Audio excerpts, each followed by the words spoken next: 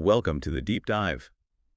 Keeping a small business profitable in 2025, it feels like you're constantly adapting to just a shifting landscape, doesn't it? Oh, absolutely. Between the digital transformation stuff, tax laws getting trickier, Yeah, those tax laws. and just, managing the money day to day, it's a lot. Our sources definitely paint that picture. Right, the old strategies might not cut it anymore. Exactly. They could be leaving you, well, exposed.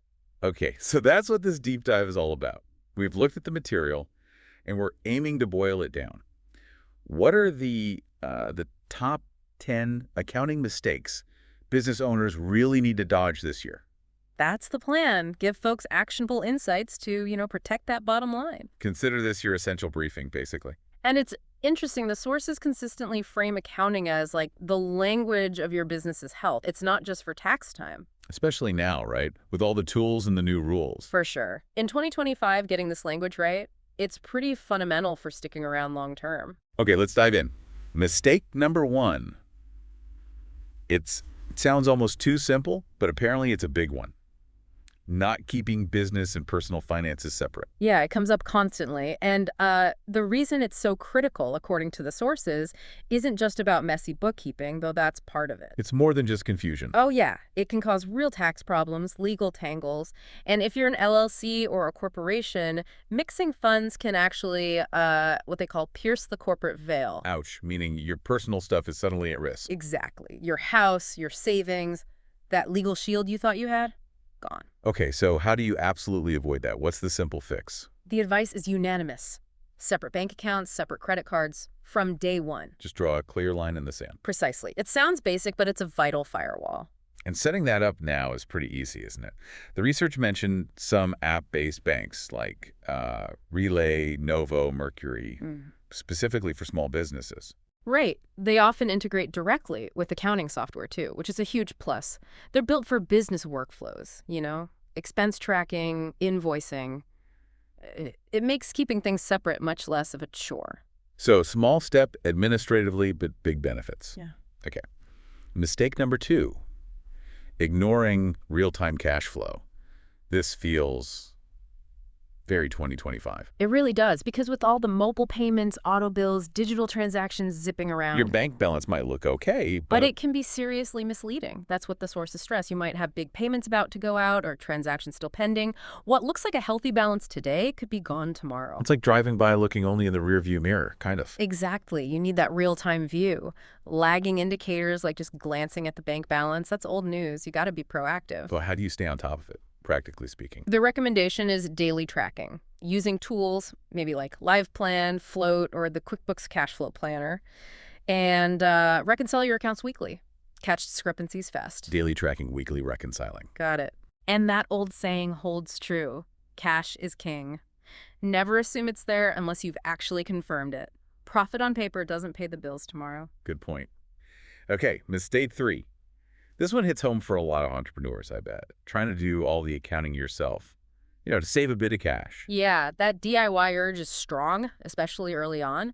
But the sources are pretty clear. Accounting isn't really something to just wing it on. It works until it doesn't. Pretty much. As the business grows, it becomes a bottleneck. Your time is way more valuable doing other things. And honestly, trying to be an accounting expert on the side, it usually costs you more in missed deductions or mistakes than hiring someone. So who should you bring in? Is it all or nothing? No, it depends on your stage. The sources mention a few key roles. First, maybe a bookkeeper. Yeah. They handle the day-to-day, like data entry, invoicing, making sure the records match the bank. Keeping the engine running smoothly. Right. Then there's the CPA, the certified public accountant. There are more strategic tax planning, filing, bigger picture advice. And sometimes you hear about fractional CFOs. Yeah, for businesses needing higher-level strategy forecasting, maybe fundraising help, but not ready for a full-time CFO. They come in part-time. You might start with software, then a part-time bookkeeper, then lean on a CPA more heavily as things get complex. So delegating isn't just spending money. It's an investment to avoid bigger costs, like overpaying tax or missing write-offs. Exactly. You're buying expertise that saves time and money and keeps you compliant. Okay, number four is about the tools themselves.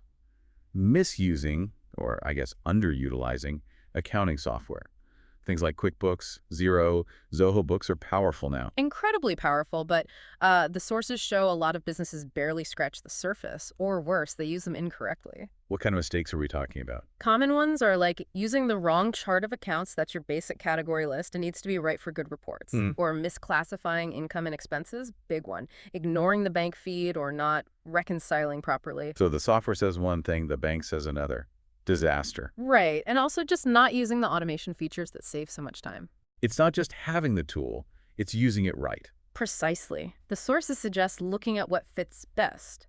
QuickBooks Online is often cited for automation, Xero for startups or international stuff, Zoho Books maybe for value on smaller teams. And the bottom line seems to be, get help setting it up correctly, training or hiring someone. Definitely. Don't guess. A Yeah. properly set up system is your foundation for everything else. Makes sense. Okay, mistake 5. Oh, this one feels relatable. Falling behind on bookkeeping, letting it pile up. Huh. Yeah, the analogy one source used was like brushing your teeth, skip it for too long, and, well, You get cavities. Or in this case, inaccurate reports, missed deductions, panic stations at tax time, and probably the worst part, making bad business decisions because your financial data is weeks or months out of date. You're flying blind. that awful end-of-year scramble to catch up, nobody needs that. So how do you stay disciplined? Consistency is key. Put it in the calendar like a recurring appointment, block out time each week, or even better, delegate it. Outsource the bookkeeping. Yeah. The point made is that paying someone for monthly accuracy is way cheaper and less stressful than paying them to fix a whole year's worth of mess later on. Good perspective.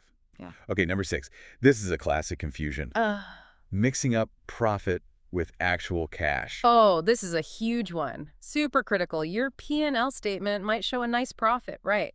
But that doesn't mean the cash is sitting in your bank account. Especially if you have clients who take their time paying. Yeah. Accounts receivable. Exactly. The example given was, say, $30,000 in sales looks great on paper, but if clients pay in 45 days, you might have zero cash from that sale to pay your own bills right now. So you can be profitable but still broke, essentially. In terms of cash flow, yes, you've got a liquidity problem. So the advice is track those receivables like a hawk, have clear payment terms, maybe offer discounts for paying early. Always know the difference between profit and cash. Manage the flow, not just the final number. Got it.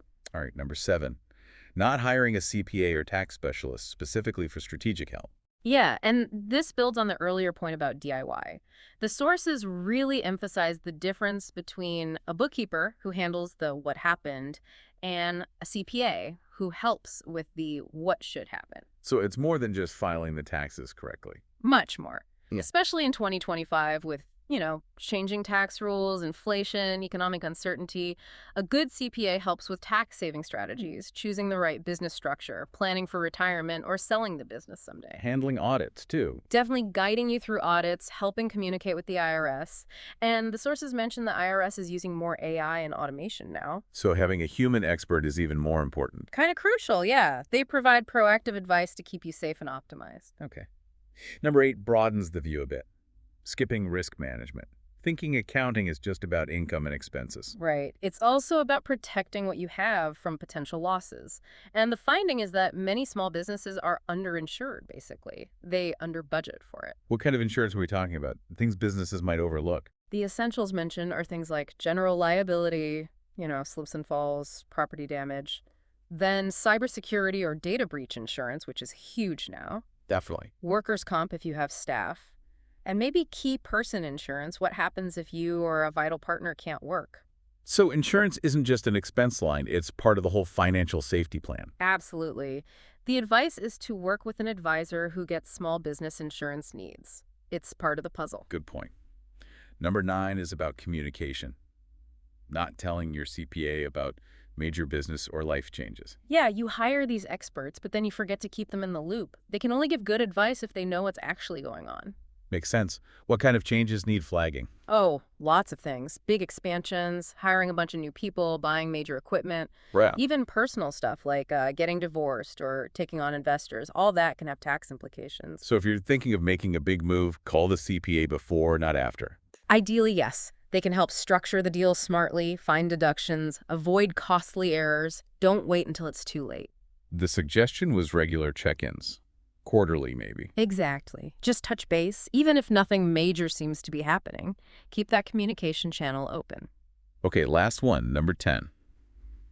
And this brings it back to the owner. Failing to actually understand your own financial statement. This is fundamental. Even with a great bookkeeper, a great CPA, it's still your business. No. The sources stress that the owner has the ultimate responsibility for understanding its financial health. You can't just outsource understanding. Nope. You need to know the basics. What's a profit and loss statement telling you? What about the balance sheet, your assets, liabilities, equity, and the cash flow statement, where the money actually go? The basics, at least. P&L, balance sheet, cash flow. Yeah, there was a good self-assessment tip in the material. If you can't explain these basic reports to someone else in simple terms, you probably don't understand them well enough yourself. Oof. Okay, that's a good check. And not understanding hinders your ability to make smart decisions, right? Absolutely. So, okay, that's the top 10. It really feels like the main theme is these are avoidable mistakes. Totally preventable. With the knowledge, the tools we have now in 2025, the advisors available, there's no reason to fall into these traps. And putting time and maybe some money into getting your financial house in order, understanding it, it's not an expense, it's an investment. One of the highest return investments you can make, according to the sources. It pays off in better decisions, less stress, more profitability. A solid financial foundation lets you build everything else. Exactly. It empowers you. So the final thought for everyone listening, which one of these 10 really hit home for you right now? Which one feels most relevant to your business? And maybe what's just one small step, one concrete action you could take this week to start addressing it? Yeah, that proactive approach is key, especially navigating everything 2025 throws at us. Getting ahead of it is the name of the game.